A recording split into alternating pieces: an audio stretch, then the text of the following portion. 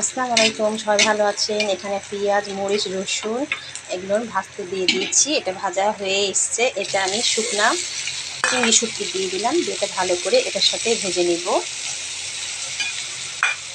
আর এখানে আমি মশলা রেডি করে রেখেছি।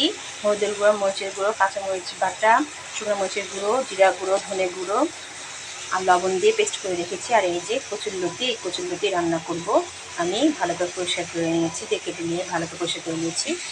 আর এই যে আমি শুটকি মাছগুলো ভালো করে ভেজে তারপরে মশলা দিয়ে কষিয়ে আমি রুটিগুলো রান্না করে নেবো। যারা আমার পেছনে এখনও ফলো করেনি তারপর ফলো করে দেবেন, লাইক শেয়ার কমেন্ট করতে ভুলবেন না। এবার মশলাগুলো ভালো করে কষিয়ে নেব। মশলাগুলো কষিয়ে কচুলতিগুলো দিয়ে এবার ভালো করে কষিয়ে নেব। আর এগুলো রান্না হয়ে যাওয়ার একটু আগে 2 লেবু চিপে দিয়ে দেবো। এবার আমি পরিমাণ মতো পানি দিয়ে দেবো।